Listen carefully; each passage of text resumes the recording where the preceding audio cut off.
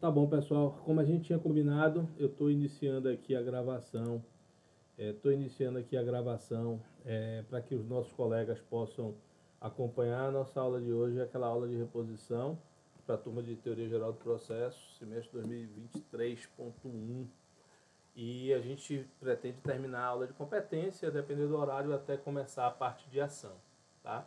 Só recapitulando a aula passada, na aula passada, a gente terminou por compreender,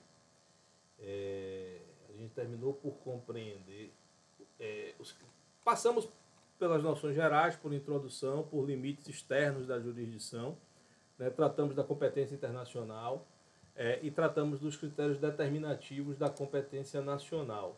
E aprendemos em linhas gerais, além dos critérios como são colocados, como são postos, a forma através da qual a gente estipula a designação de competência. Né? A primeira coisa é a gente analisar a competência originária dos tribunais. Tá? Vocês estão vendo bem aí, né? Competência originária dos tribunais superiores, a fim de saber se é uma causa de competência original dos tribunais superiores. Depois, a competência de jurisdição, né? Que é saber se a causa a que estamos analisando ela é destinada a alguma estrutura de justiça especializada, justiça do trabalho, né, justiça eleitoral, justiça militar eleitoral, e não sendo, se é uma causa atribuível à justiça comum ou à justiça comum estadual ou à justiça comum federal, descobrindo qual das estruturas judiciárias, se comum estadual ou comum federal, qual a competência originária, ou seja, se a competência originária é de um órgão de segundo grau de jurisdição, Tribunal de Justiça da Bahia, por exemplo, ou Tribunal Regional Federal da Primeira Região, são os tribunais que estão vinculados à Bahia, ou se é uma causa a iniciar o seu trâmite em um juiz de primeiro grau estadual ou federal. Feito isso, a gente analisa a competência de foro, né? Ou seja, qual o local onde deve ser distribuído, ou seja, qual, em termos técnicos, qual a comarca da justiça estadual, ou qual a seção ou subseção judiciária da justiça federal. Depois, qual o juízo competente, ou seja, qual a vara que é competente. É uma comarca de entrância inicial de vara única, é uma comarca de entrância final como Salvador, que possui uma ampla distribuição de competências em razão da matéria, e aí deveria ir para uma vara cível, deveria ir para uma vara de registros públicos, deveria ir para uma vara de sucessões, uma vara de família, uma vara de relações de consumo, ou seja, qual a vara competente. Sabendo qual a vara competente, analisar a competência interna, né? Se no tribunal, qual o órgão competente, se na justiça de primeiro grau, se é do juiz titular ou do juiz auxiliar, caso tenha mais de um, e ao final entender a competência recursal, né? Se competirá ao mesmo órgão que proferiu a decisão, o que é uma exceção, é o que acontece, por exemplo, num recurso denominado embargo de declaração, ou se será um recurso a ser interposto para um órgão judiciário de hierarquia superior, como, por exemplo, a apelação cível, num processo civil, né, ou a apelação criminal, ou o recurso em sentido estrito no processo penal. Tá? Então, dentro disso daí, como nós já vimos, isso estamos só revisitando a aula passada, né, a gente consegue dizer e atribuir, né, toda e qualquer a competência de toda e qualquer causa, desde que, obviamente, vocês tenham acesso à atribuição ou à legislação referente específica de cada causa. Estudamos também aquele chamado critério doutrinário, né, que vai ser muito importante para a aula de hoje. Deixa eu achar aqui, pegar aqui os slides aqui, que é o chamado critério doutrinário. Esse será muito importante para a aula de hoje, porque a distribuição de competência absoluta e relativa se pauta nesta divisão.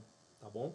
Então, como critério doutrinário, né, de divisão da competência, a gente subdivide a competência em razão da matéria, ou seja, competência ou chamada competência material, em que a gente analisa a natureza da relação jurídica de direito material submetido à análise do órgão do Poder Judiciário. Aí, por exemplo, que você tem a divisão de varas cíveis, varas de família, né, varas do trabalho, varas de relações de consumo, ou seja, o que importa para designar o juízo competente é a natureza da relação jurídica, tá bom? A gente pode também ter uma competência designada em razão dos sujeitos, tá? Ou seja, em razão de uma das partes do procedimento, né? E aí a gente já viu, por exemplo, né, de que o mandado de segurança, quando a autoridade coatora é o presidente da República, ele é de competência originária do Supremo Tribunal Federal. Então eu levo em conta a figura do presidente da República. Por exemplo, na designação da competência do território, será competente nas ações de alimento o foro do domicílio do alimentando, aquele que tem o direito a receber os alimentos. Então eu levo em conta a figura do alimentando. A competência da Justiça Federal é uma competência que é determinada em razão do interesse da União. Então é a presença da União que determina a competência da Justiça Federal. Então, todas essas competências são designadas competências em razão do sujeito, tá bom? No processo penal isso é denominado, né, competência por prerrogativa de função, tá? Em relação ao valor, a competência pode ser determinada em razão do valor da causa. Isso, por exemplo, é algo que não se afeta muito ao processo penal, né? Porque nas causas cíveis é que toda causa tem que ter um valor da causa, e o valor da causa é relevante para a designação de competência. Não no processo penal, mas no processo civil e, por exemplo, a competência dos juizados especiais federais é designada, né, para que possa tramitar uma causa de interesse da União na Justiça Federal nos juizados especiais federais, de que a causa tenha valor equivalente até 60 salários mínimos. Tá? Os juizados especiais estaduais, né, para as causas de competência da Justiça Estadual, mas cujo valor seja de até 40 salários mínimos. Tá? Então, são competências que são designadas, são determinadas em razão do valor da causa. Temos ainda a chamada competência de foro, ou competência em razão do lugar, ou competência territorial, que é aquela competência em que ela vai ser designada em razão do lugar de um dos elementos da demanda. Então, a regra geral da competência do processo civil, ela é pautada no domicílio do réu. Então, a regra geral é que as causas do processo civil serão propostas ou deverão ser propostas no domicílio, ou seja, no local do domicílio do réu. Já no processo penal, né, as causas são propostas no local onde há a consumação do crime, a consumação do delito. Então, eu levo em consideração, para fins de designação de competência, o lugar de um dos elementos da demanda. Tá bom? Então, essa é a competência de foro que nós chamamos, ou competência territorial, a chamada competência em razão do lugar. Por fim, nós temos a chamada competência funcional, que é aquela competência em que ela é determinada em razão da atividade jurisdicional, da própria atividade do Estado juiz. Tá? Então, por exemplo, a competência para julgar os recursos, chamados recursos verticais, como o recurso de apelação cível, né, ela leva em consideração a função do tribunal de julgar recursos. Tá? Assim como, né, a competência para promover a execução da condenação civil, da sentença civil no processo civil, né, ela é determinada para ser o mesmo juiz que proferiu a sentença ou que conheceu da causa em primeiro grau de jurisdição. Tá? Então, eu me preocupo para designar a competência da execução civil para atribuí-la àquele juiz que funcionalmente exerceu a cognição da matéria, o conhecimento sobre a causa. Tá? Então, essas são os elementos a partir dos quais a gente vai tratar as 5 formas de determinação de competência reconhecidas na doutrina para que a gente possa tratar o que a gente quer tratar na aula de hoje, que é a competência absoluta e relativa, em razão da matéria ou competência material, em razão da função ou competência funcional, em razão do território ou competência territorial, ou também chamada de competência de foro, em razão dos sujeitos e em razão do valor da causa. Beleza? Essas são as formas que vocês precisam lembrar para que a gente possa ir agora para a aula de hoje, tratar da distinção entre competência relativa e absoluta. Tá bom? Alguma dúvida até aqui, pessoal? Beleza. Se vocês quiserem tratar, a qualquer hora é só levantar a mão aí no Meet que a gente segue adiante. Então vamos lá.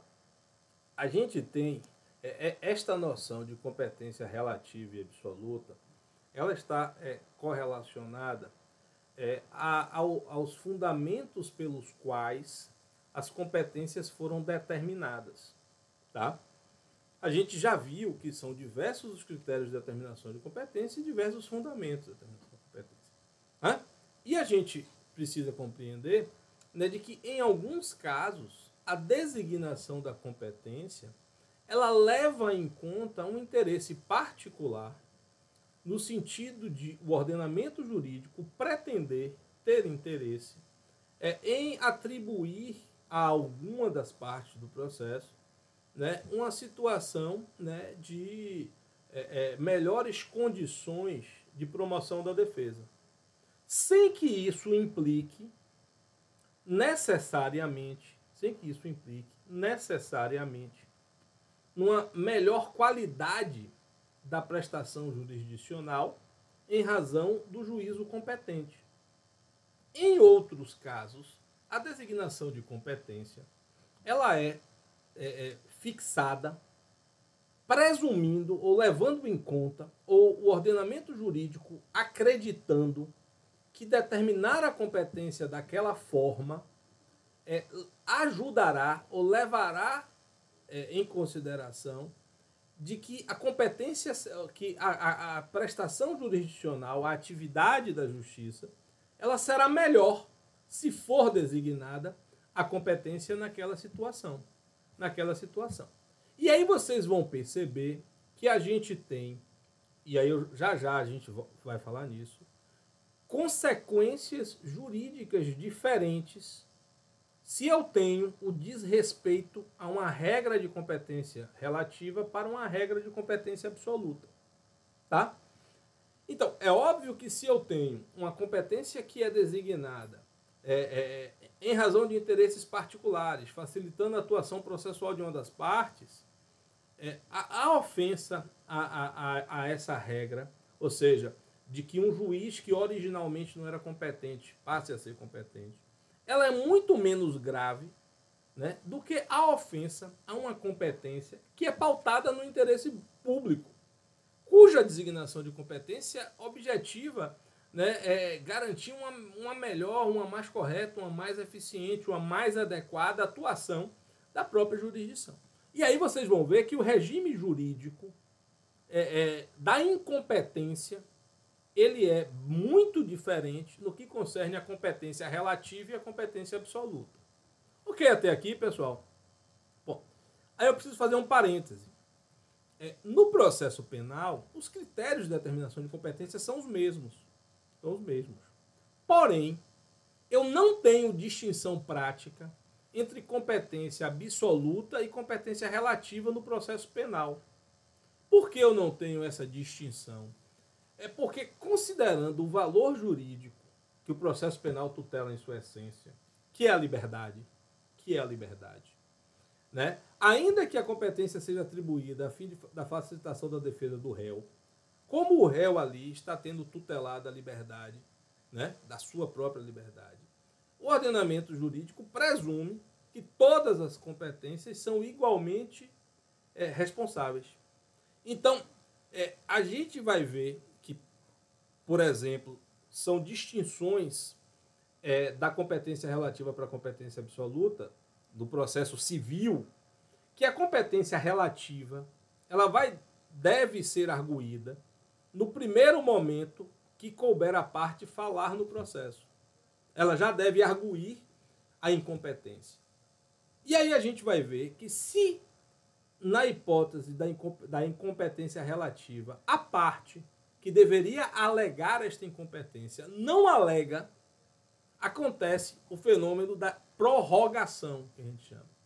O que é o fenômeno da prorrogação? É quando um juízo que originalmente não era competente, né, tem a sua competência prorrogada e passa, a partir dali, a ser competente. Se a parte, né, a quem a incompetência aproveitaria não alegou. Ela tinha que alegar, ela tinha que dizer, olha, excelência, você é o juiz relativamente incompetente. Já na competência absoluta, a gente vai ver mais adiante, como se trata de interesse público, eu não tenho a preclusão, ou seja, a perda da oportunidade de arguir posteriormente a incompetência. Na absoluta, não prorroga a competência. O juiz que é absolutamente incompetente, ainda que a parte não alegue, ele continua sendo incompetente e a parte poderá depois, em outro momento, independente do prazo de defesa, arguir, alegar essa incompetência. Então, isso é uma diferença essencial do regime jurídico das competências do processo civil. A competência relativa, você tem que arguir a tempo e modo, ou seja, no prazo e na forma adequadas, sob pena de não o fazendo, ocorrer o fenômeno da prorrogação. Aquele juízo que era incompetente, como ninguém arguiu a sua incompetência, ele passa a ser competente. Já o regime jurídico da competência absoluta é diferente. Como o interesse público é o que essencialmente leva à designação daquela competência, ainda que a parte não alegue inicialmente esta incompetência, a situação de incompetência perdura. Não ocorre o fenômeno da prorrogação. Então eu vou poder, posteriormente, alegar a incompetência absoluta. Ok, até aqui. Vamos dar um passo adiante. E aí vamos supor que a decisão do juiz incompetente transita em julgado. Ou seja, ninguém argui a incompetência a hora nenhuma, a sentença é proferida, os recursos são interpostos, aí não há mais nenhum recurso com possibilidade de interposição e ocorre o que nós chamamos de trânsito em julgado. A sentença transita em julgado, não está mais passível de rediscussão. O que é que significa isso se a sentença que transitou em julgado foi proferida por juiz relativamente incompetente? Isso está plenamente convalidado. A sentença é plenamente válida. A sentença não pode mais ser discutida. E se, Maurício, ao contrário, a sentença que transitou em julgado foi uma sentença proferida por um juiz absolutamente incompetente? Esta sentença, ela, enquanto não discutida, está válida, mas ela pode ser rescindida através da ação rescisória. Eu posso propor uma ação rescisória para desconstituir uma sentença transitada em julgado se ela foi proferida por juiz absolutamente incompetente. Conseguem perceber a diferença do regime jurídico até aqui? A gente vai desdobrar isso um pouco mais, tá? E aí, por que é que a gente diz que não tem tanta importância esta divisão para o processo penal? Porque no processo penal, não importa o tipo de competência, se relativa ou absoluta, eu sempre vou poder arguir a incompetência, eu não estou sujeito a prazo. No processo penal não ocorre a prorrogação da competência, qualquer desrespeito à competência pode ser arguída a qualquer tempo, pode ser conhecida de ofício, e depois de transitado em julgado, ainda que depois de transitado em julgado, é possível propor a revisão criminal por incompetência. Então eu posso requerer, né, a desconstituição da sentença penal condenatória pautada na incompetência, porque o juiz que proferiu a decisão foi incompetente. não tendo qualquer relevância se a incompetência foi relativa ou se a incompetência foi absoluta. Se a incompetência foi relativa ou absoluta. Tá bom? Ok até aqui, pessoal? Então vamos dar um passo adiante. Tá? Pronto. Vamos dar um passo adiante. Então, vamos lá. São competências relativas. Aquelas designadas em razão do território e aquelas designadas em razão do valor. Por quê? Pensem comigo. Vocês acham que tem qualquer motivo racional, lógico, de fundamento jurídico, para que o juiz de Salvador seja melhor do que o juiz de Feira, julgue melhor do que o juiz de Feira de Santana? Ou que o juiz de Conceição de Feira seja um juiz melhor do que o juiz de Amargosa? Ou que o juiz de São Paulo seja melhor do que o juiz do Rio de Janeiro? Só porque ele está trabalhando no Rio de Janeiro, ele é melhor do que o juiz que está trabalhando em São Paulo? Só porque um juiz está trabalhando em Conceição de Feira, ele vai ser melhor do que um juiz que está trabalhando em Valente ou em Amargosa? Tem algum sentido jurídico para vocês isso? Pronto. Tem algum sentido jurídico dizer que o juiz vai julgar melhor uma causa porque o valor da causa é 50 mil do que ele vai julgar uma causa melhor se o valor da causa for 10 mil? Tem algum sentido de ser melhor isso? O juiz vai julgar melhor uma causa de 10 mil do que uma causa de 60 mil. Ou vai julgar melhor uma causa de 25 mil do que uma causa de 50 mil. Isso não tem sentido nenhum. Então, quando eu designo a competência em razão do território e viro, por exemplo, e digo assim, olha, a regra geral da competência de foro no processo civil é do domicílio do réu, eu quero fazer o quê? Eu quero facilitar a defesa do réu. Eu quero facilitar a defesa do réu. Mas quem é que vai ser beneficiado isso? O réu. Só que no processo civil, uma parte não tem benefício em relação à outra. No processo civil, vide-se a isonomia das partes. Então, não é o réu que tem que ser defendido. Qualquer um deve ser defendido. Agora, o sistema fez uma opção. Disse, olha, réu, eu vou facilitar a sua defesa. Eu vou dizer que a regra geral da competência, a regra geral de designação da competência, vai ser no seu domicílio para facilitar a sua defesa. Ponto. Agora, não significa com isso que o processo vai ser mais bem julgado. O sistema processual vai estar melhor. A mesma coisa quando eu designo a competência em razão do valor da causa. Né? Ou seja, o critério de estipular a competência dos juizados especiais, levando em conta o valor da causa, não é um sentido de que a causa será melhor julgada. É um corte, né? É um corte de racionalidade para que algumas causas sejam atribuídas aos juizados. Beleza até aqui? Aí eu preciso fazer um parêntese. Tanto a doutrina quanto a jurisprudência entendem que é relativa a competência em razão do valor, quando uma causa de valor inferior foi julgada por juízo de competência superior. Mas que no oposto, ou seja, o juiz do juizado, ele não pode julgar uma causa de competência maior.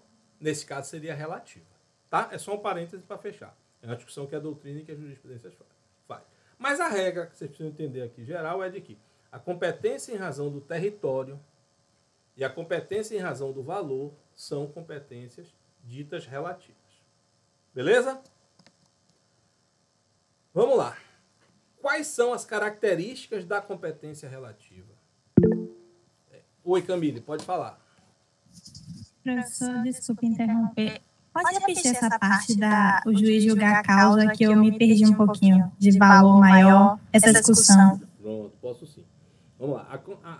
A doutrina e a jurisprudência entende, Camila, que a incompetência relativa em relação ao valor da causa é aquela que se atribui nos momentos em que um juiz que tinha competência para julgar a causa de valor maior julga a causa de valor menor. É como se dissesse, olha, o juiz que tem competência para julgar uma causa de 1 milhão, ele pode julgar a causa de 10 mil. E, portanto, não tem nenhum tipo de problema. Agora, o oposto não é a verdade. Ou seja, o juiz, um órgão como o juizado, que tem competência para julgar causas de até 40 salários mínimos, não pode julgar uma causa de 1 milhão. E aí, nestes casos, né, ou seja, em que uma causa de valor superior está sendo julgada por um órgão de competência de valor inferior, este caso seria um caso de competência absoluta. Tá? E, portanto, não teria estas consequências que eu vou apresentar aqui para vocês. Ó, estas consequências que eu vou apresentar aqui para vocês. Tá certo? Entendeu até aí? Obrigada, professor. Pronto, então vamos lá. E quais são qual é, na verdade, o regime jurídico da competência relativa? Né? Qual é o regime jurídico da competência relativa? Primeiro, a competência relativa ela pode ser prorrogada e pode ser modificada. Tá? Ela pode ser prorrogada e pode ser modificada. O que é que significa isso? Significa que na competência relativa, né, as partes podem voluntariamente modificar esta competência. E esta modificação da competência, ela pode ser expressa ou ela pode ser tácita. O que é a modificação expressa? É, por exemplo, quando as partes, ao redigir um contrato, instituem uma cláusula de eleição de foro. Lembra que a gente já falou várias vezes, inclusive como exemplo de negócio jurídico processual, a instituição da eleição de foro? Então, por que as partes podem modificar a competência, a cláusula de eleição de foro? Porque a competência de foro territorial é relativa. Então, eu posso, sendo réu, dizer, não, eu quero... Quer dizer, quando eu estou fazendo o contrato, eu não sei quem vai ser réu, né? Mas aí as partes vão lá e decidem, não, olha, independente de eu morar em Salvador, você morar em Feira de Santana, vamos estipular que a causa vai ser julgada em Aracaju. Pô, é uma coisa que acontece, né? Não raro, as partes escolhem a cláusula de eleição de foro em Aracaju ou em São Paulo, a depender da matéria. Então, o que está significando ali? Que as partes estão expressamente promovendo uma modificação de competência. Elas estão fazendo uma cláusula de eleição de foro, escolhendo o local, o território onde vão. Elas poderiam, por exemplo, escolher que um processo civil vai ser julgado numa vara do trabalho? Não, porque não é competência relativa. Elas poderiam decidir, por exemplo, de que uma causa que teria competência originária no tribunal? Não. A competência de juízo é uma competência absoluta, não é relativa. Elas podem fazer isso na competência de foro. Então, a primeira coisa a competência pode ser modificada expressamente, mas ela pode também ser modificada tacitamente. Quando é que ocorre? Já, Isabela, eu te dou a palavra. Não precisa, pode baixar a mão se quiser. O que é que significa a modificação tácita de competência? Por exemplo, eu sou o réu e o processo foi proposto contra mim. Eu moro em Salvador, mas a causa foi proposta em Camaçari, ou foi proposta em Feira de Santana, ou foi proposta em Ilhéus, pouco importa. E por algum motivo, isso não me incomoda.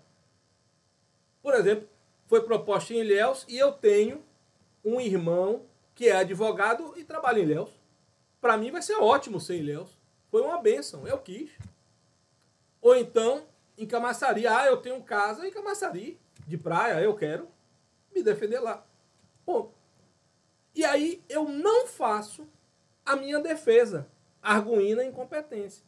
Porque a incompetência relativa, ela tem que ser alegada como preliminar de contestação no processo civil, né? E por exceção de incompetência no processo penal.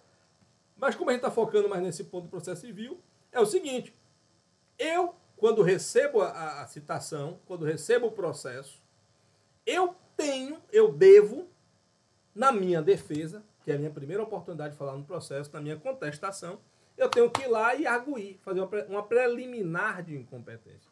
Ou seja, antes de eu discutir o mérito, antes de eu defender que estou certo ou que não estou certo, eu digo, excelentíssimo senhor doutor juiz de direito, vossa excelência é relativamente incompetente para julgar esta causa. Porque a regra geral é que a competência seja no foro do domicílio do réu. E o meu foro é em Salvador, está aqui provando pelo meu comprovante de endereço. É em Salvador que eu resido. Então você é relativamente competente. Então, se eu arguo a incompetência relativa no momento e na forma adequada, preliminar de incompetência no processo civil e exceção de incompetência no processo penal, o juiz tem de reconhecer a incompetência dele.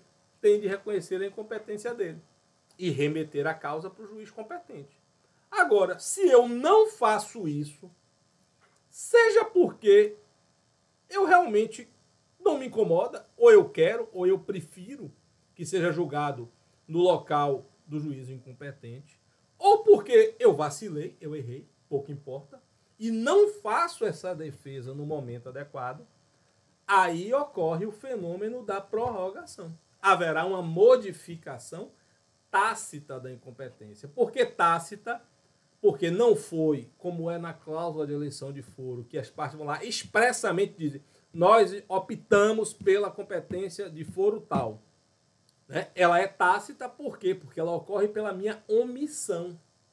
Se eu me omito de arguir em preliminar de incompetência a incompetência relativa do juízo, ela vai ser modificada, ocorrendo aí o fenômeno da prorrogação. Beleza? Diga, Isabelle. A minha dúvida é que eu lembro que tem alguns casos em trabalho que eu acho que a parte vulnerável, né, o trabalhador pode escolher ir para a justiça civil. Aí, nesse caso, é relativo ou isso é coisa da minha cabeça? Não existe? É coisa da sua cabeça, não existe. Tá bom. Não existe, não. O que pode o hipossuficiente, o que discute-se que o hipossuficiente poderia, era em relação ao processo arbitral, né? A aceitar, a optar pela arbitragem. Mas, assim, uma causa do processo trabalhista não pode ser julgada no juízo civil, na justiça estadual comum, em hipótese alguma. Inclusive, Isabelle, isso seria aquilo que eu estava discutindo com vocês na aula passada, sobre defeito de jurisdição.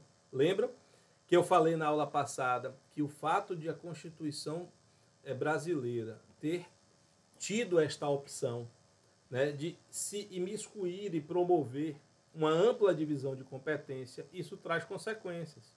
E que alguns autores minoritários defendem que o desrespeito a essa competência constitucional, ou seja, da Justiça do Trabalho para a Justiça Civil, para a Justiça Estadual Comum, né, para a Justiça Estadual Comum, ela seria mais do que um defeito de competência, ela seria um defeito de jurisdição, de que o juiz civil não teria jurisdição trabalhista.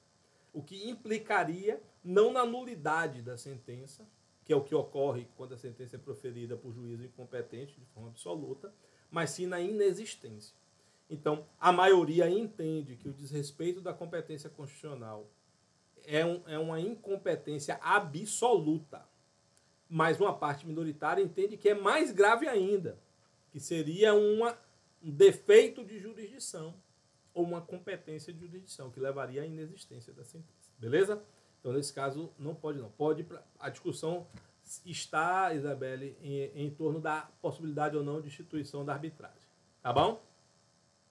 Então, vamos seguir adiante. Então, de nada. Estamos aqui para isso. Então, primeiro aspecto do regime jurídico da competência relativa, ela pode ser modificada de forma expressa, como a cláusula de eleição de foro, ou de forma tácita, pela não oposição, né, da arguição de incompetência, pela não apresentação da preliminar de incompetência na contestação. Ou ela pode ser modificada de forma tácita, né? Que é justamente isso, quando não se alega.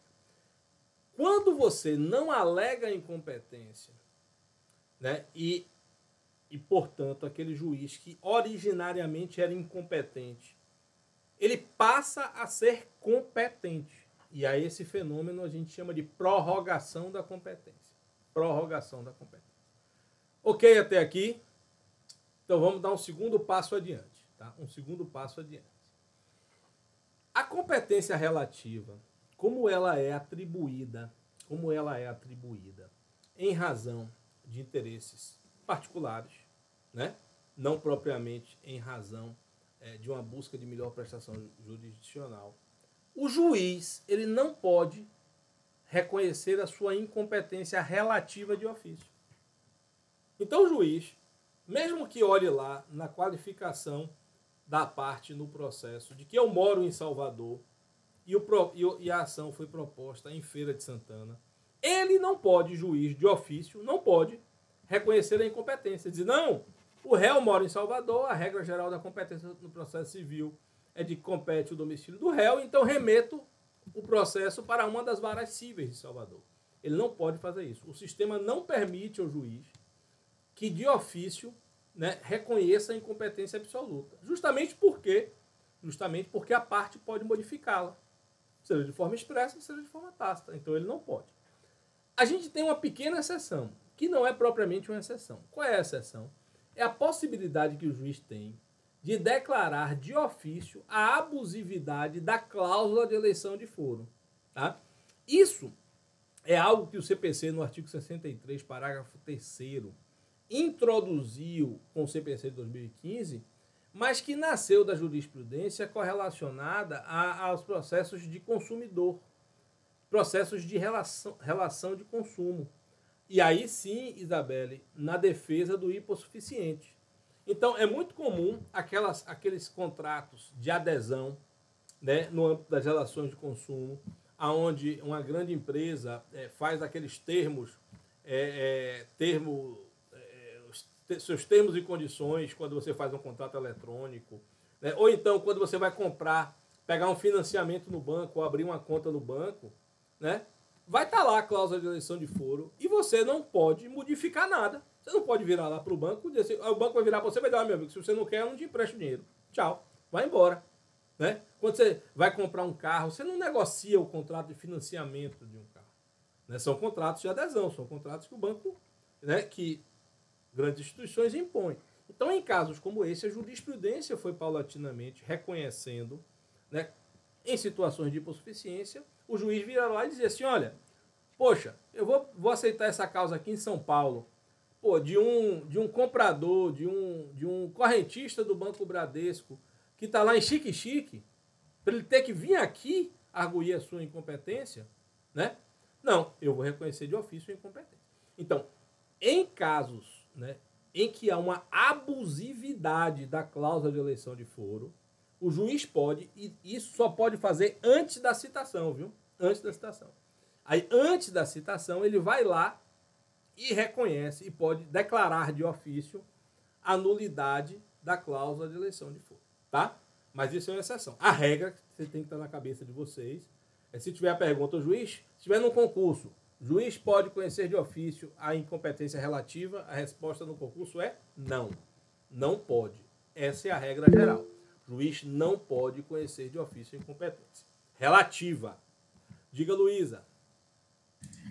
Boa tarde, professor. Em relação ao juiz... Não quer ligar sua câmera não, Ana, por favor, se você puder. É porque eu estou voltando para casa agora que eu estava no estágio. E cuidado para não roubarem seu telefone, viu? Pois é. E nem para bater o carro, se estiver dirigindo. Mas quando se trata de juizado especial, a competência é relativa porque, por exemplo, no crime de ameaça, às vezes é julgado pela vara criminal, mas é um crime de menor potencial ofensivo. Lembra que eu falei, primeiro lá atrás, que as questões correlacionadas à incompetência no processo penal são diferentes, que toda incompetência no processo penal, como regra, é absoluta, pode ser alegada. Esse é um ponto.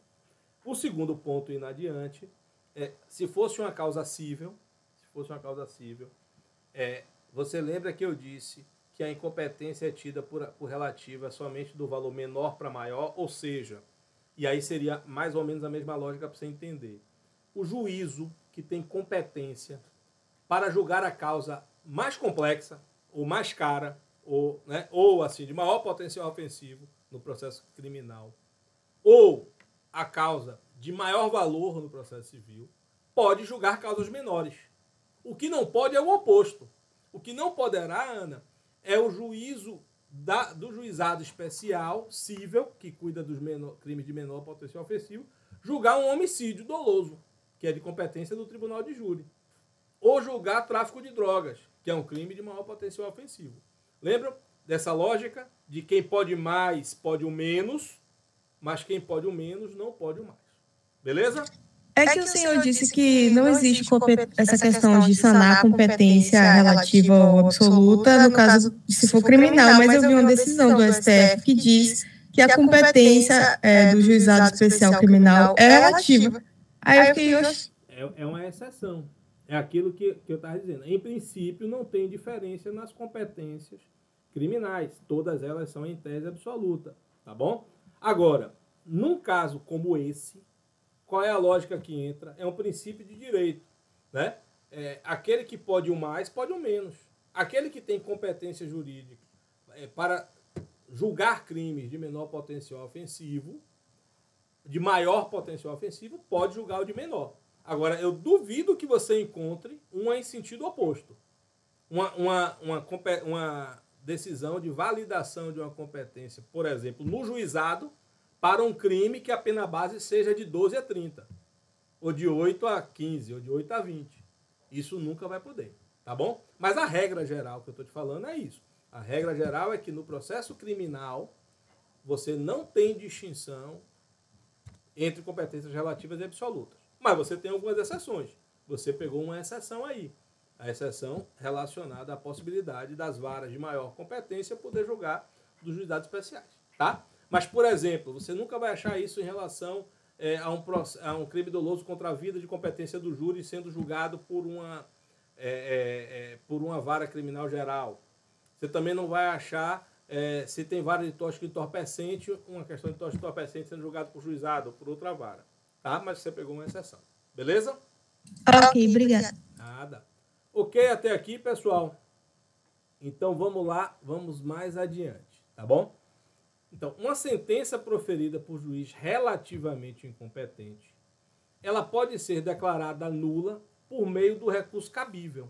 Tá? Uma decisão proferida por juiz incompetente, ela pode ser declarada nula por um recurso promovido pela parte interessada.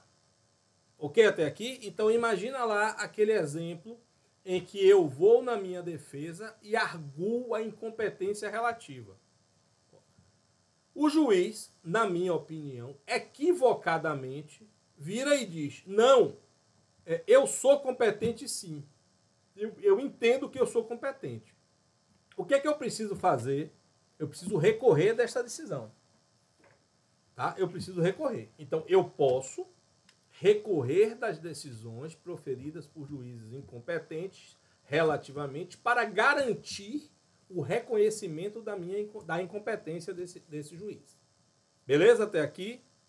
Mas se eu não recorro, ou, ainda que eu recorra, se o tribunal não reforma a decisão, quando ocorre o trânsito em julgado, eu tenho a plena convalidação da competência do juiz. Transitou em julgado, acabou. Eu não tenho direito, eu não posso, não é hipótese, de propositura da ação rescisória, a arguição da incompetência relativa. Com o trânsito em julgado, né? Haverá a convalidação plena da competência. Então, eu posso, se eu quero impugnar uma decisão sobre competência relativa, o único meio que eu tenho é através da propositura de recursos. Então, eu posso propor recurso, né, contra o entendimento que o magistrado tem da incompetência relativa. Mas não vou poder, se essa decisão, certa ou errada, transitar em julgado, propor ação rescisória. Ok até aqui? Pronto. Vamos seguir adiante. Né? Vamos seguir adiante. São competências absolutas. São competências absolutas. Pronto. As competências designadas em razão da matéria, em razão da pessoa e em razão da função. Da função. Tá bom? Então, quando eu proponho, né, a instituição de uma vara civil e uma vara criminal, uma vara civil comum, uma vara de família, uma vara de sucessões, uma vara de relações de consumo, uma vara de fazenda pública, eu estou instituindo a competência em razão da matéria porque presumo que ali terá uma melhor prestação adicional. Quando eu designo a competência em razão da pessoa, é porque eu quero, entendo, que as causas de interesse da União precisam ser julgadas na estrutura judiciária da Justiça Federal, especializada para conhecer destas matérias. Quando eu atribuo a competência ao Supremo Tribunal Federal para julgar o mandado de segurança do presidente da República, eu estou presumindo que o processo será melhor julgado pelo Supremo Tribunal Federal porque ele terá menos medo ou menos receio ou menos preocupação de encarar e desagradar o presidente da República, aquelas pessoas que têm maiores poder. Por isso é que a lógica é de que nestes casos haverá uma melhor atuação da jurisdição. O processo será melhor julgado. Eu terei melhores condições aí de promover, né, como é que eu digo, a prestação jurisdicional. E aí, qual as consequências que isso tem no regime jurídico da competência absoluta? Primeiro, a incompetência absoluta, ela não se prorroga e ela não se modifica. Então, eu não posso instituir uma cláusula de eleição de foro para, numa comarca onde tenha vara civil de relações de consumo, escolher que uma causa de consumo vai ser julgada pelo juiz civil, ou pelo juiz criminal, ou pelo juiz... Não, as competências absolutas, elas não são passíveis de prorrogação. Eu não posso, por exemplo, num edital de licitação da Justiça Federal, de uma autarquia federal, botar uma cláusula, né, dizendo de que as causas serão julgadas pela Justiça Estadual Comum e afastando a competência da Justiça Federal. Eu não posso. Então, eu não posso modificar a competência de forma expressa. Assim como havendo, ainda que eu não me defenda na primeira oportunidade e pretendesse, entre aspas, fazer uma prorrogação tácita da incompetência absoluta, isso não transita em julgado. Isso não... Me perdoe, eu falei errado. Não é que ela não transita em julgado, é que a competência não prorroga. Tá?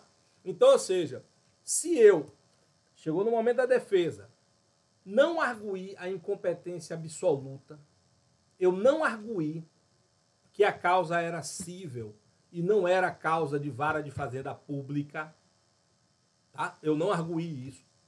O juiz da vara de fazenda pública julgou a causa. Eu posso arguir isso lá no recurso? Posso. Eu posso arguir isso no recurso. Por quê? Porque não ocorre o fenômeno da prorrogação. Então, é inútil, né? Digamos assim, não há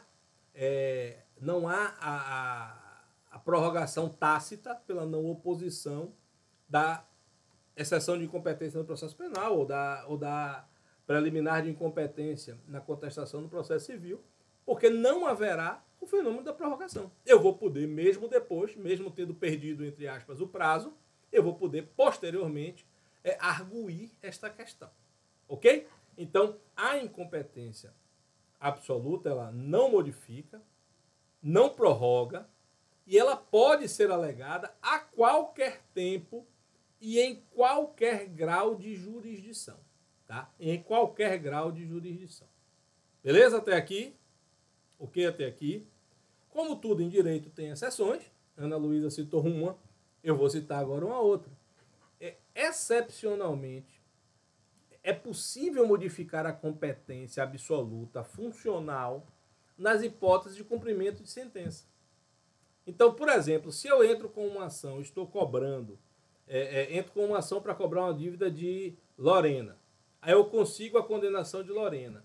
Quando eu propus a causa, Lorena morava em Salvador. E eu propus a causa em Salvador. Ok, na vara cível, que era a vara competente. E Lorena foi condenada. Só que nesse tempo que levou os 4 anos do processo, Lorena se mudou e está morando em Feira de Santana. E é lá em Feira de Santana que estão os bens de Lorena.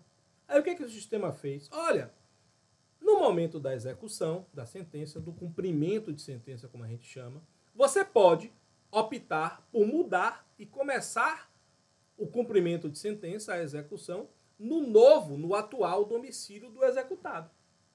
Então é uma exceção. Uma outra exceção para modificação da incompetência absoluta é quando eu tenho a supressão ou a criação do órgão judicial. Tá? Então, por exemplo, imagina que a gente está tramitando o processo em uma cidade pequena, uma comarca de entrância inicial, que só tem uma única vara, uma vara única. Ponto. A cidade cresceu um pouco, veio o Tribunal de Justiça e cria 2 varas. Aí ele pega e diz, olha, essa vara única vai ser a vara criminal. E eu estou criando uma vara cível. E neste momento eu vou pegar todas as causas que estavam cíveis na vara única, que passou a ser criminal, e reloco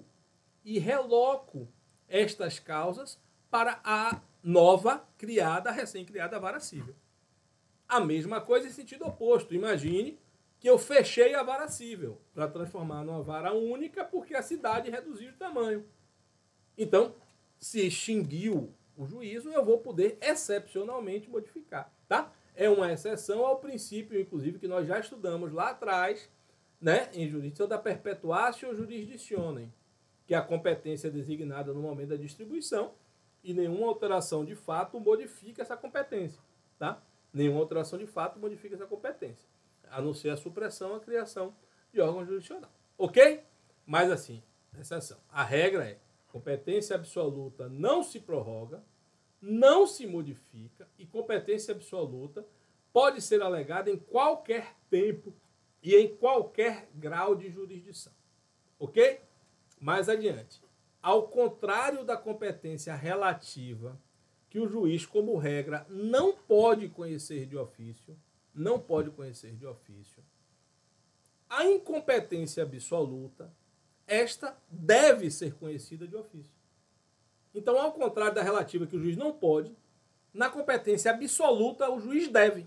Então, o juiz, ao receber uma causa, percebendo que se trata de uma causa cível e que ele é juiz de vara de fazenda pública, ele deve perfeitamente, antes mesmo até de citar o réu ou depois, pouco importa, no primeiro momento que ele perceba, ele deve dizer assim: olha, eu sou incompetente, independente das partes alegarem, eu sou absolutamente incompetente. Trata-se de competência em razão da matéria, que, de acordo com a Lei de Organização Judiciária do Estado da Bahia, a minha vara de fazenda pública é responsável pelas causas onde há interesse da fazenda pública, ou seja, Estado da Bahia, município de Salvador. As demais causas devem ser julgadas pelo juiz cível. Portanto, remeto os autos, encaminho os autos para um juízo cível. Então, ele tem o dever de fazer. Ok, até aqui. Mais um passo adiante. As decisões proferidas pelo juiz absolutamente incompetente podem e devem, né, ser declaradas nulas mediante recurso. Então, se eu eventualmente arguo a incompetência absoluta de um juiz, o juiz entende que ele é competente, eu posso recorrer desta decisão arguindo a incompetência. Eu vou além. Vamos supor que eu não me defendi arguindo a incompetência, porque não percebi no momento. E quando o juiz profere a sentença, aí é que eu percebo a incompetência, e aí eu posso recorrer, sem sombra de dúvida, assim como eu posso recorrer da incompetência relativa, eu posso recorrer da incompetência absoluta. Qual é a diferença? A diferença é que, enquanto na competência relativa, o trânsito em julgado convalida plenamente a incompetência, ou seja, passa o juiz a ser plenamente competente e eu não posso mais nada fazer. Na incompetência absoluta, eu posso propor ação rescisória. Eu posso propor ação rescisória. Então, uma das hipóteses previstas para a propositura da ação rescisória, que objetiva desconstituir uma sentença transitada em julgado, em causas muito graves, é justamente a incompetência absoluta. Então, na incompetência absoluta, ela pode ser impugnada por recurso ou até mesmo, né, pela ação rescisória. Beleza até aqui, minha galera? Entendido bem a diferença entre incompetência relativa e incompetência absoluta? Beleza? Então vamos adiante. Prevenção e modificação de competência. Tá bom? Eu quero tratar com vocês aqui as causas de modificação de competência. Tá? As causas de modificação de competência.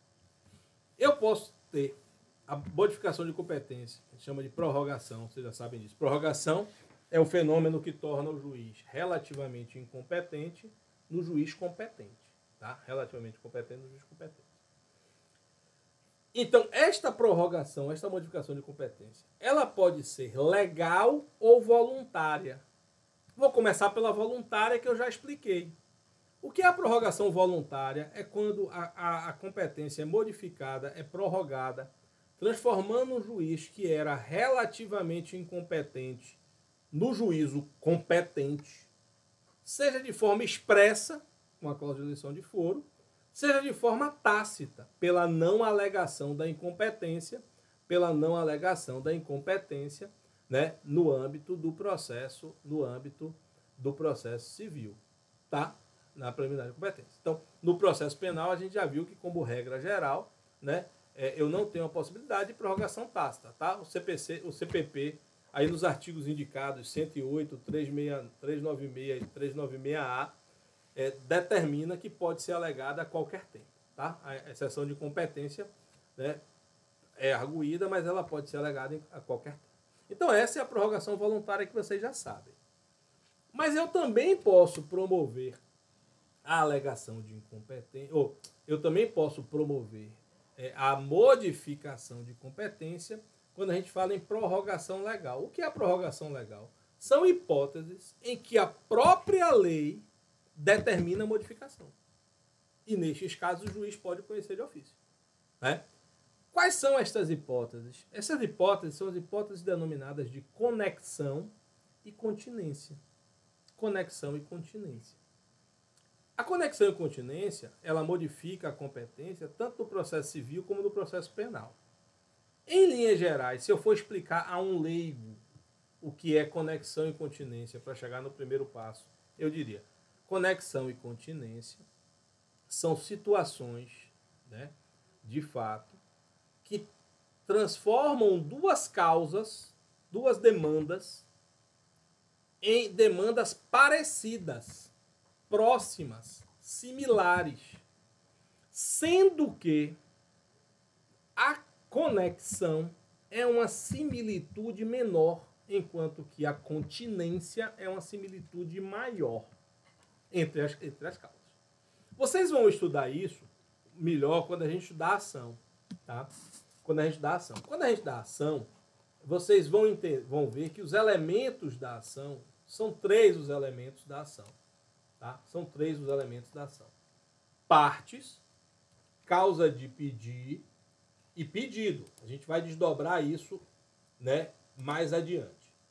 Mas eu já posso antecipar para vocês. Quais são as partes? Autor e réu.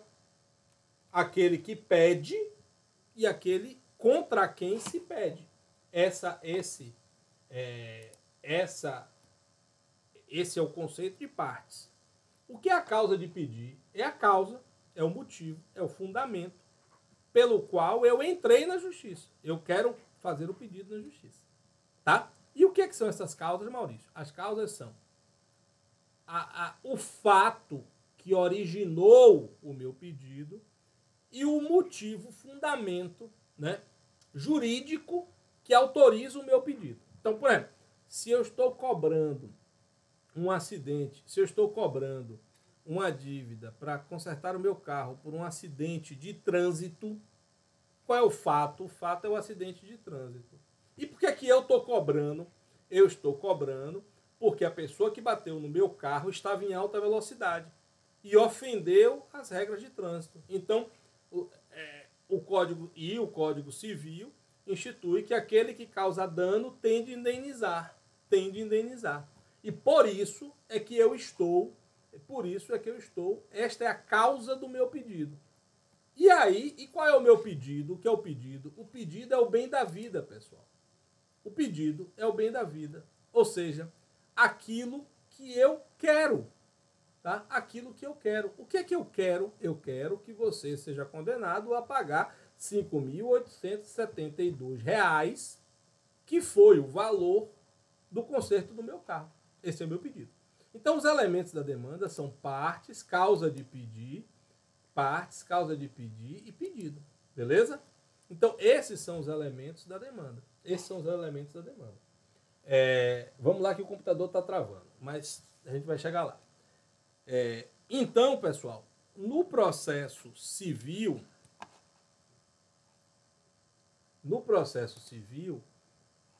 a distinção, espera aí que saiu aqui da gravação, para o pessoal não ficar doido lá. Pronto. No processo civil, a noção de conexão e continência, ela é muito mais bem estabelecida. Né? Porque vocês vão ver que a conexão no processo civil é quando, independente das partes serem as mesmas ou não, eu tenho em comum um elemento ou da causa de pedir ou do pedido, basta um deles. Se a causa de pedir for a mesma, ou seja, um acidente de trânsito, eu terei ali, né, haverá ali a conexão. Pessoal, vocês estão me ouvindo? Deixa eu voltar. Sem falhou para vocês antes de ter reiniciado ou... Eu estou sem áudio? Obrigado. Pronto. Obrigado, pessoal. Deixa eu perguntar a vocês. Falhou para vocês o vídeo antes de reiniciar? Ou vocês ouviram o que eu falei até reiniciar? A gente ouviu isso até quando tem um elemento em comum. Não importa se as partes são as mesmas ou não. Pronto, beleza. Então, vamos lá. A conexão é uma similitude menor do que a continência. Isso serve no processo civil como no processo penal. Só que no processo penal, essa noção, embora seja a mesma, ela é menos estruturada dogmaticamente, tá? E aí vamos lá para vocês entenderem. Da competência por conexão ou continência, ou seja, peraí que vocês não estão vendo, eu tô aqui com o CPP aberto e vocês não estão vendo, mas agora vocês vão ver. Então vamos lá. Então, a prorrogação legal da competência, a modificação legal da competência, ela se dá ou em virtude da conexão ou em virtude da continência. Reiterando, tanto no processo civil como no processo penal, a incompetência ou a conexão é um liame menor do que a continência. A continência é um liame maior, tá? É uma união maior. É uma união maior, tá? Mas não é tão bem estruturado como é no processo civil, a gente vai ver, tá?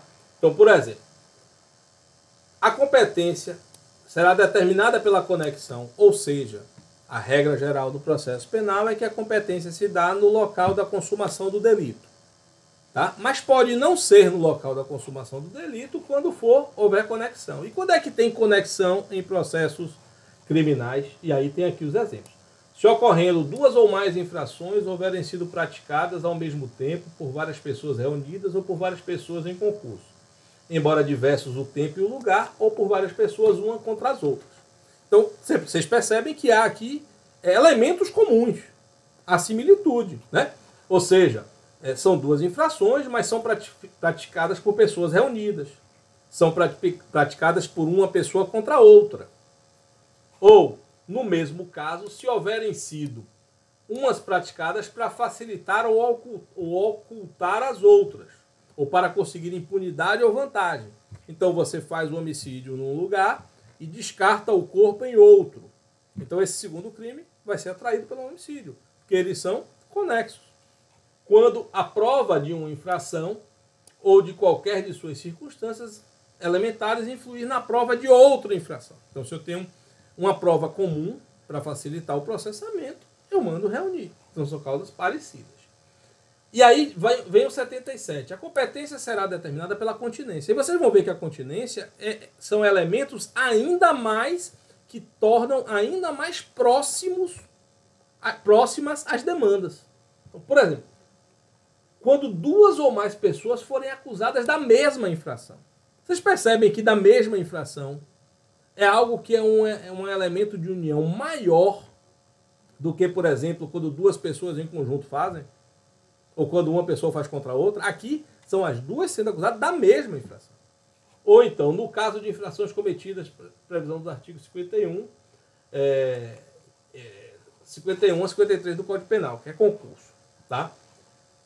Então, tanto no processo civil como no processo penal, há um elemento de união, sendo que a continência é um elemento de união maior das demandas do que a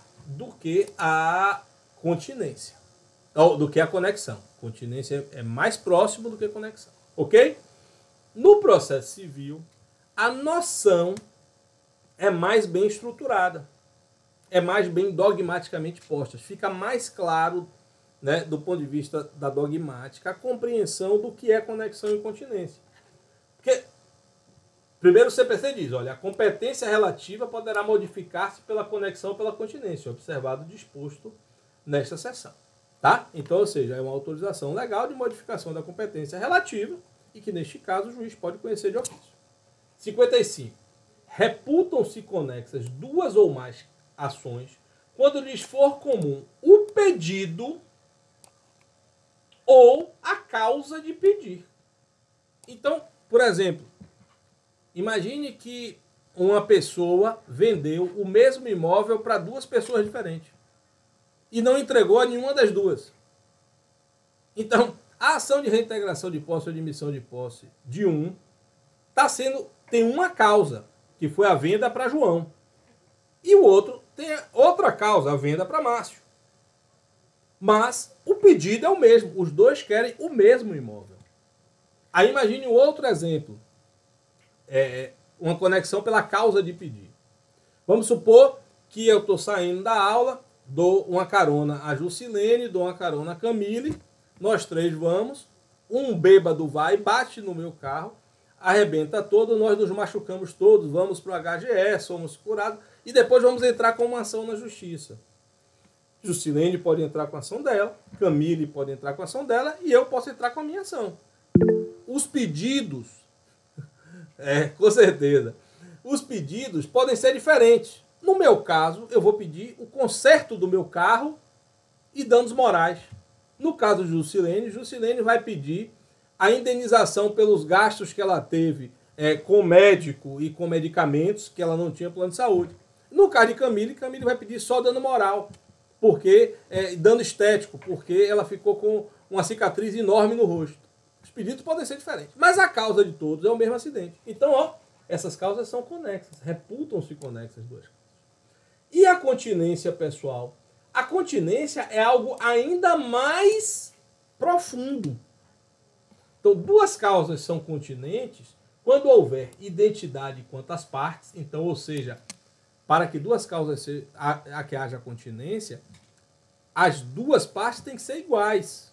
Tem que ser o mesmo autor e o mesmo réu. Mas o pedido de uma causa, por ser mais amplo, abrange os das demais. Os das demais. Então, ou seja, eu estou diante da existência das mesmas partes, né, e que o pedido de uma é mais amplo que o da outra. Então imagina que a gente tem um contrato de compra e venda, para pagamento em 20 prestações. E lá no contrato a gente bota uma cláusula dizendo, olha, se você ficar devendo 3 prestações seguidas, eu posso cobrar todas as prestações vincendas, aquelas que ainda não venceram. E aí você imagina, o sujeito vai pagar a primeira prestação, paga a segunda prestação, não paga a terceira prestação. Aí eu vou e entro na justiça, cobrando a prestação número 3. Só que o sujeito não paga a 4 e não paga a 5. Quando isso acontece, eu posso cobrar todas as prestações.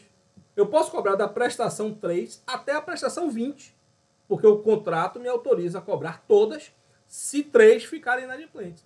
Então, quando eu entro com o segundo processo, eu tenho o primeiro cobrando a prestação 3 e eu tenho o segundo processo cobrando todas as prestações vincendas, ou seja, de 3 a 20. As partes são as mesmas, mas um dos pedidos, aquela que cobra todas, ela abrange aquela causa primeira. Então, pessoal, eu tenho, a partir daí, a continência. Então, a continência no processo civil, ela se dá quando, sendo as mesmas partes, é a mesma causa de pedir, o pedido de um é mais abrangente que a outra. E aí você tem alguns motivos para isso, para essa prorrogação de competência legal. O que é que eu quero evitar, né? O que é que eu quero evitar aqui? Eu quero evitar que eu tenha decisões contraditórias. O primeiro aspecto é esse. Imagina na situação do acidente, se em um processo, no meu, o juiz diz que a culpa é da outra parte, e no de Jusilene, o juiz diz que a culpa é dela. Eu terei decisões contraditórias. Então a conexão evita isso. É por isso que autoriza-se, determina-se, né, a reunião mesmo sendo de competências relativas. Né? E quais as consequências da conexão e da continência? Elas são, né, diferentes. Na conexão, eu vou ter a reunião das causas. Então vamos supor que eu propus a minha causa, foi para a 4ª Vara Cível, e eu propus a minha causa no dia 18 de maio de 2023, hoje.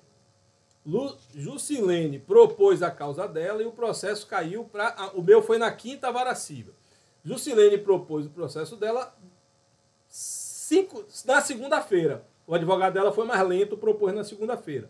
Né? Segunda-feira é 19, 20, 21, 22. 22 de maio foi quando Jusilene propôs. E o processo foi para a 8ª Vara Cível. E Camille foi mais lenta ainda. Ela só foi propor essa ação lá no dia 1º de junho. E caiu na 18ª Vara Cível. Tá? Ou na 10ª Vara Cível. Beleza? Aí o réu da ação, ele pode ir lá e arguir a conexão. Ele vai lá e diz assim, olha, tem 3 processos e esses processos são conexos. Tem a mesma causa de pedir. Qual a consequência da conexão? Os processos devem ser reunidos.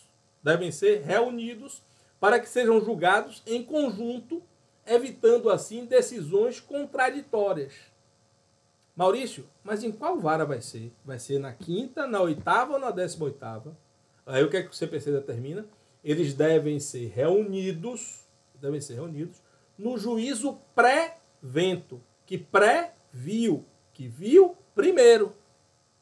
No caso do meu exemplo, na 5ª Vara Cível, que foi o local onde foi distribuída a primeira demanda, o primeiro processo, que é o processo que foi distribuído em 18/5. O primeiro processo é o juízo pré-vento. É para lá que devem ir os processos, para aquele que distribuiu a causa em primeiro lugar. Tá bom? Na continência, depende se a causa que foi proposta primeiro é a contida ou a continente. Qual é a contida? No exemplo que eu dei, é aquela causa da 3ª prestação. Qual é a causa continente que contém ela? É o segundo processo, é o processo, né, que cobra todas as prestações. Ponto. Contida, continente. Tá? Contida, prestação número 3, continente, que todas as prestações, beleza? Se a causa que foi proposta, né, primeiro, foi a causa contida e depois a continente, né, a continente vai ser remetida para julgar junto com a contida. Elas vão ser julgadas em conjunto. A mesma coisa da conexão. Porém, se por algum acaso primeiro foi proposta a continente, a que cobre a todos, porque eu dei para um advogado que foi mais rápido, e depois foi proposta a contida, porque o advogado que eu dei para cobrar a prestação número 3 era mais lerdo, né? A contida vai ser extinta sem resolução do mérito, porque ela não tem motivo de continuar, já que ela foi proposta depois e a causa continente já havia sido proposta. Beleza até aqui, pessoal? Beleza até aqui?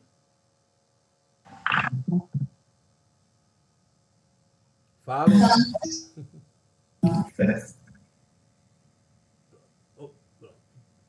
Beleza? Tá bom. Então vamos adiante. Vamos adiante. Então, essas prorrogações são chamadas prorrogação legal, pela continência e pela continência. Beleza? Além, como outras causas de modificação de competência, além da prorrogação legal,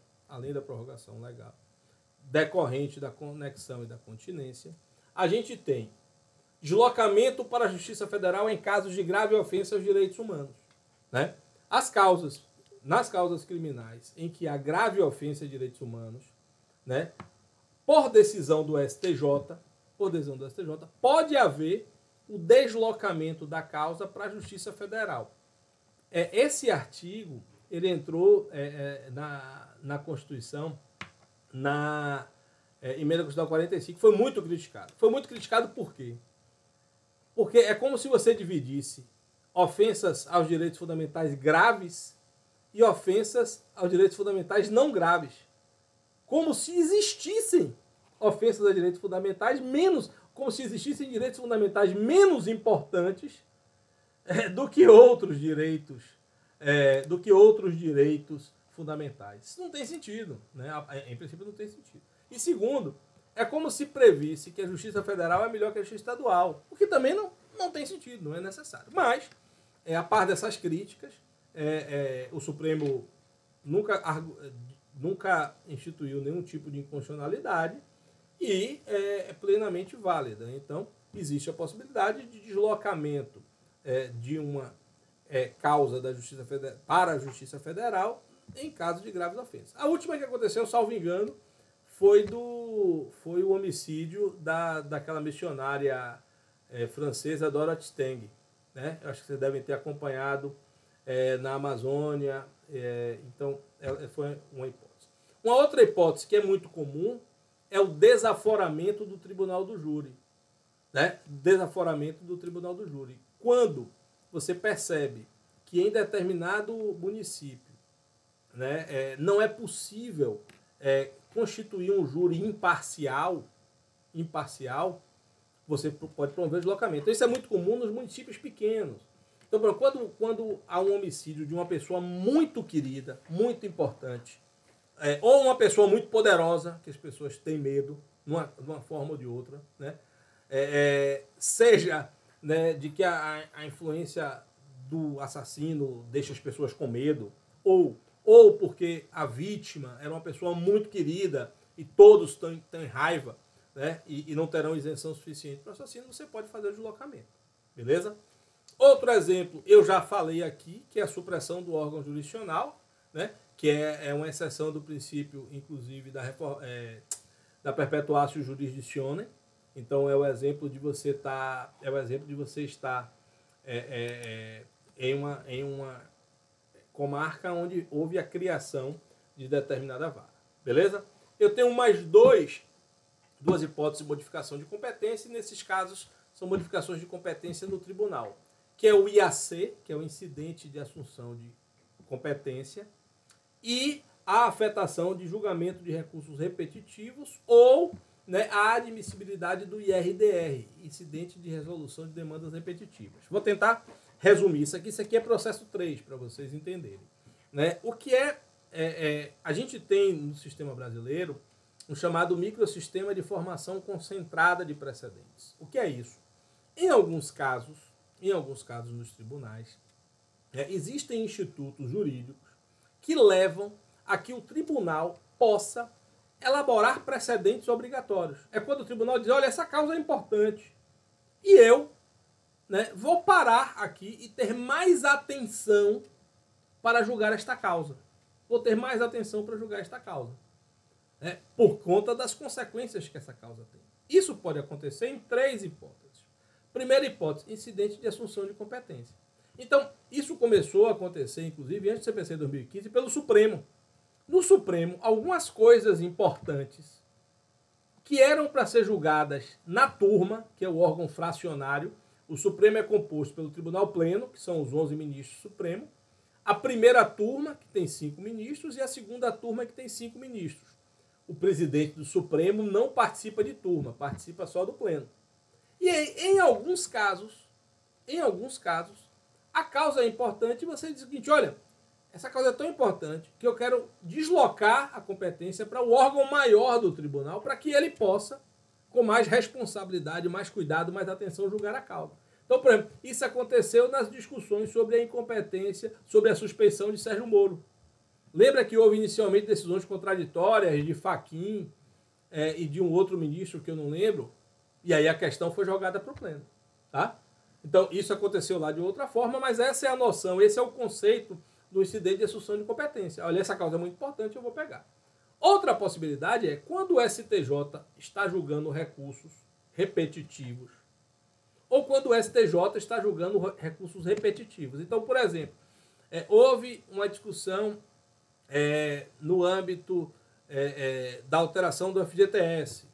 E aí diversas pessoas entram e, por exemplo, está no Supremo pautado em julgamento, por exemplo, uma discussão sobre o critério de correção do FGTS, né? Porque arguindo a inconstitucionalidade do critério atual. Isso aconteceu em tantos recursos que o Supremo chegou e disse, olha, peraí, paralisa aí todos os processos. Eu vou afetar essa discussão aqui em recurso repetitivo. Vou pegar algumas causas que serão minha causa modelo e vou analisar estas causas modelo com muito cuidado. E o que eu decidi aqui vai valer para todos os processos. Essa é a técnica do recurso repetitivo. E o IRDR é o incidente de resolução de demandas repetitivas, que, ao contrário dos recursos repetitivos, que só pode no STJ e no STF, o IRDR pode também nos tribunais estaduais e no Tribunal Regional Federal. Mas a lógica é a mesma. Assim, olha, nós aqui no tribunal estamos recebendo muitas demandas discutindo uma determinada vantagem do servidor público estadual. São muitos processos que estão chegando aqui. Então, vamos parar, a gente paralisa os processos, a gente pega alguns processos modelo, algumas causas modelo, e vamos modificar a competência para um órgão maior, e este órgão maior vai decidir esse incidente, e isso vai valer para todos. E aí eu devolvo os processos e os processos seguem. Né? São mais algumas hipóteses de deslocamento da competência. Ok, até aqui, pessoal? Alguma dúvida? Então, vamos adiante e já estamos perto do final. Agora, nossa última parte, é o seguinte.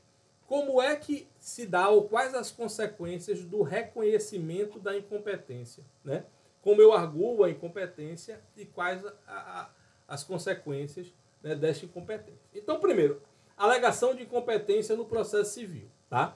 Como é que eu alego a incompetência no processo civil? Então, a incompetência no processo civil ela tem que ser alegada como preliminar de contestação. Contestação é o nome que a gente dá à defesa principal no processo civil, que é a primeira defesa que se apresenta é a contestação, tá bom? Então, quando eu vou fazer esta defesa contestação, a primeira defesa, a mais importante do processo civil, eu tenho que alegar toda a minha matéria de defesa, inclusive a incompetência. Só que a incompetência ela vai ser arguída em preliminar. O que é essa preliminar? É algo que eu discuto antes de discutir o mérito. É como se eu dissesse, olha, excelência, eu vou fazer a minha defesa do mérito, dizendo se eu estou certo ou se eu estou errado. Né? Defendendo, obviamente, que eu estou certo. Mas antes disso, eu preciso arguir que Vossa Excelência é incompetente. E, portanto, esse processo tem que ser remetido para o juiz competente. Então, eu faço toda a minha defesa junto, mas tem algumas coisas que eu arguo primeiro, preliminarmente. São as preliminares. Vocês vão estudar isso em processo 1. Mas a lógica é que a arguição de incompetência se dá através de preliminar de incompetência. Seja incompetência relativa, seja incompetência absoluta. Diga, Ana Luísa. Professor, eu acho que naquele caso que eu falei do juizado especial, não seria um caso de, por exemplo, deslocamento de competência por causa do concurso de crimes, tipo, um crime de roubo. Não seria um crime de roubo, mas se você tem um concurso com ameaça e algum outro crime, que seria julgado pela vara criminal. Aí você tem o deslocamento e a vara criminal julga tanto o crime de menor potencial ofensivo quanto o crime que, no caso, ela tem competência para julgar? Vamos lá, Ana. Primeiro, eu só vou poder responder se você me disser exatamente qual foi o caso concreto. Em hipótese, é difícil. Mas não seria deslocamento de competência um caso desse. Um caso desse seria modificação de competência. E seria, no caso, modificação de competência em virtude da continência, tá? Em virtude, seria uma modificação de competência em virtude da continência por crime praticado em concurso. Agora, assim, sem você me dizer exatamente o caso concreto, a gente não pode nem ir para o CPP para poder te dar a resposta. Agora, lhe garanto que não seria deslocamento, poderia ser modificação de competência. Porque no caso que eu vi do STF, eles estavam falando sobre o concurso de crime, só que eu lembro que na vara eu cheguei a pegar um caso que era só ameaça e estava sendo julgado pela vara criminal. Aí eu fiquei confusa com isso. Vamos lá, são duas coisas diferentes, como eu estou lhe dizendo. Entende-se que a incompetência do juízo de menor grau, digamos assim, de competência, pode ser absorvida pelo maior grau. Então, não haverá nulidade se uma vara criminal julgar uma causa do juizado criminal. Por que não haverá, Ana Luísa, nulidade por isso? Porque na vara criminal eu julgo pelo procedimento comum crime. No procedimento comum, as garantias do réu são maiores do que o procedimento do juizado especial. Nos juizados especiais, a defesa e a forma de defesa, o número de testemunhas é menor, as condições de perícia são menores, não cabe perícia, em princípio, nos juizados criminais. Os recursos nos juizados especiais criminais são menores, das decisões da turma recursal não cabe recurso especial. Então, as garantias do réu no juizado especial são menores. Na vara, o número de testemunhas é maior, as possibilidades de perícia são maiores, os recursos são mais amplos. Eu tenho um recurso de distrito, eu tenho uma apelação criminal, eu tenho um recurso especial para o STJ, né? E todo esse plexo de garantias vira e diz: o réu está mais bem defendido nas varas criminais pelo procedimento comum. E é por isso, já que o procedimento do juizado criminal é mais simples, que eu deixo a ele apenas dos crimes de menor potencial ofensivo, que, em princípio, não geram pena de reclusão. Não geram pena de reclusão. Então, uma coisa é essa. É por isso que não haverá nulidade, porque o réu está na vantagem se for julgado na vara comum ao invés do juizado. O primeiro ponto é esse, ok? Ok, Ana? Ok, aí agora a questão do concurso de crimes é modificação de competência. Exatamente. Aí o segundo ponto é esse. Quando há crimes praticados em concurso, é aquela hipótese do CPP que está lá no 77, de continência, tá? E aí, havendo continência, os crimes serão absorvidos. Ou seja, no concurso de crimes, um deles absorve os demais e a competência vai ser pelo crime, segundo as regras de concurso de crime, que aí vocês vão estudar isso em penal 1. Né? O concurso, inclusive, é matéria de direito penal, nem de processo penal é. E aí, quando você estudar lá, você vai ver. Se for em concurso, vai ser por continência. E vai ser absorvido. Que é diferente do deslocamento de competência. Então, o deslocamento de competência no processo penal, ele pode se dar em virtude de grave ofensa aos direitos fundamentais, em virtude do desaforamento, tá, do órgão, em virtude da supressão de órgão jurisdicional. E também pode acontecer, né, nos recursos repetitivos. Tá? E também no IRDR e no IAC, que também são, embora sejam estudos civis, são lá. Mas são coisas diferentes. Beleza? Ok, obrigado. Nada, vamos em frente. Voltamos agora para cá. Então, a alegação de incompetência. né? Alegação de incompetência. Então, no processo civil, a alegação de incompetência ela tem que ser feita em preliminar de contestação. Ok? A relativa, se não for alegada, prorroga a competência. A absoluta, embora ela tenha que ser alegada em preliminar de contestação, se ela não foi arguída, por não existir prorrogação, né, ela é matéria sobre a qual não gera preclusão, eu poderei alegar posteriormente. Terceiro ponto, se eu arguo a incompetência e o juiz decide sobre a competência, ela sempre vai estar sujeita a recurso. Seja o juiz reconhecendo a incompetência, seja o juiz reconhecendo a sua própria competência ou reconhecendo a sua incompetência, num caso ou no outro, eu tenho duas partes do processo, elas podem divergir. Então, seja uma decisão do juiz que reconhece a competência, seja uma decisão do juiz que reconhece a sua incompetência, caberá recurso. E seja essa competência reconhecida ou não, relativa ou absoluta. Tá? Relativa ou absoluta. Com um detalhe, a decisão sobre competência absoluta, além de sujeita a recurso, está também sujeita à ação rescisória. Beleza até aqui? E o que acontece, Maurício, quando o juiz reconhece a sua incompetência? Como regra geral, quando o juiz reconhece a sua incompetência, a consequência será remeter o processo para o juízo competente. Então, se um juiz da vara civil reconhece a sua incompetência, entendendo que a matéria é para a vara de fazenda pública, a consequência padrão é o quê? Ele vai remeter o processo para o juízo da vara de fazenda pública. Ele ele manda o processo para lá, beleza? Com um detalhe, todos os atos feitos pelo juiz incompetente, inclusive os decisórios, eles continuam válidos. Então, se o juiz incompetente deu uma liminar a favor de uma parte, quando ele remeteu para o juízo competente, a liminar continua valendo, mesmo tendo sido proferida pelo juízo competente. Aí, quando chegar na vara do juiz competente, o juiz competente, aí sim ele pode dizer, olha, eu discordo da liminar e vou cassar a liminar. Olha, eu discordo, eu não aceito, não acato tais atos decisórios. E aí o juiz pode, né, substituir, proferir novos atos em substituição dos anteriormente proferidos pelo juízo incompetente. Mas, em princípio, os atos decisórios proferidos pelo juízo incompetente, eles são válidos até que o juízo competente profira outros em seu lugar. Beleza? Regra geral do reconhecimento da incompetência é a remessa dos autos, né? E quando se remete os autos, as decisões proferidas pelo juízo incompetente são válidas, até que outra seja proferida pelo juízo incompetente, pelo competente, se ele assim o desejar, tá bom? Existem exceções em que a incompetência pode gerar a extinção do processo. Isso é o que acontece, por exemplo, nos juizados especiais.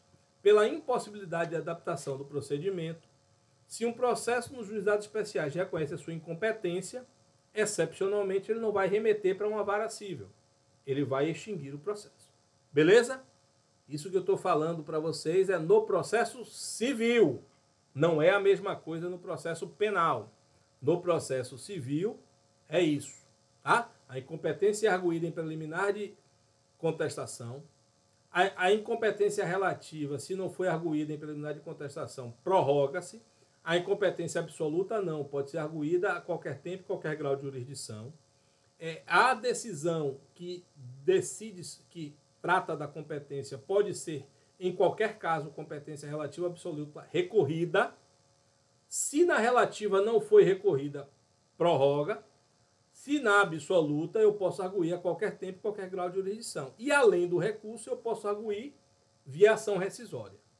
E por fim, havendo o reconhecimento da incompetência, a regra geral é que o juiz remete os autos ao juízo competente e permanecem válidos todos os atos, inclusive as decisões, até que outra seja proferida pelo juízo competente. Ok até aqui? No processo penal é um pouco diferente, tá bom? A incompetência no processo penal é alegada em exceção de incompetência. A exceção de competência é uma defesa própria, que cabe em algumas hipóteses. Então, a exceção de incompetência, exceção de suspeição, né? Tem algumas exceções de nulidade. No processo penal tem algumas exceções. O que nos interessa aqui agora é que a incompetência no processo penal não vai ser arguída, no procedimento comum do processo penal, não vai ser arguída na defesa.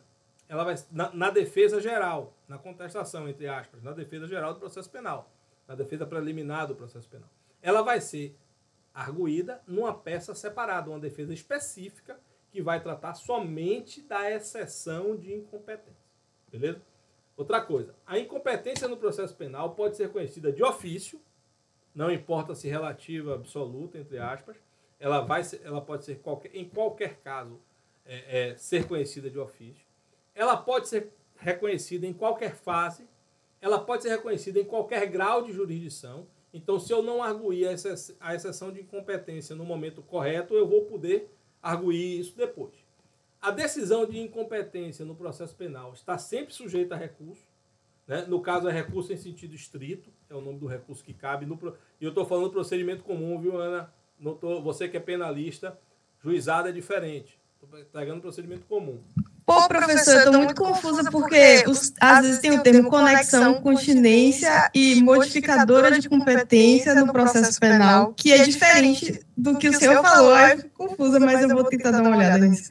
Beleza, dê uma olhada depois e a gente conversa. Então, a decisão sobre competência está sujeita a recurso em sentido estrito, né, no âmbito do processo penal. E a decisão sobre incompetência no processo penal também enseja, autoriza a revisão criminal. Beleza até aqui? Consequência agora do reconhecimento da decisão de incompetência. Então, a decisão que reconhece a incompetência implica, como regra, também na remessa dos autos ao juízo competente. Tá bom? Só que você tem uma diferença do processo civil. No processo penal, a remessa dos autos ao juízo competente implica automaticamente na anulação dos atos decisórios. Não é todos os atos. Tá? Se eventualmente foram produzidas as provas serão aceitas. Mas os atos decisórios, eles são considerados nulos. Aqueles que foram proferidos pelo juízo incompetente. Então, se o juiz incompetente determinou uma prisão provisória, a prisão provisória cai. Ela pode até voltar a ser deferida pelo juízo competente, mas ela cai. É o oposto do processo civil, que no processo civil, as decisões proferidas por juízo incompetente, elas valem até que o outro revogue. No processo penal é o oposto, elas são anuladas até que o juízo competente outras profira em seu lugar. Beleza até aqui, pessoal? Mais alguma dúvida até aqui? Então, é isso aí. Eu tenho, professor, Oi? 2 dúvidas. Vamos lá. A primeira, esse IAC só pode ser proposto na Justiça Federal, é? Não. O IAC ele é proposto primeiro em tribunais, mas pode ser proposto em qualquer tribunal, tá? Seja da Justiça Federal, seja da Justiça Estadual, seja em juízo, seja em tribunais superiores. E a outra é que o senhor falou que existiam exceções, que a incompetência gera extinção do processo, aí não vai remeter para a vara civil, mas aí eu me perdi. Eu não ouvi qual era essa exceção. Uma exceção, juizados especiais. Tá? Quando a causa é proposta no juizado, o procedimento do juizado é muito diferente do procedimento comum, que é o procedimento das causas cíveis em geral. Procedimento comum das causas cíveis em geral. Então, por esta inadaptabilidade, a lei de juizados especiais, ela diz que o reconhecimento da incompetência, ela vai gerar, né, o reconhecimento da incompetência vai gerar a extinção do processo sem resolução do mérito, para que você possa propor, né, outro processo, dessa vez na justiça comum. Então, não aproveita o processo como acontece de regra. Tá bom? Beleza?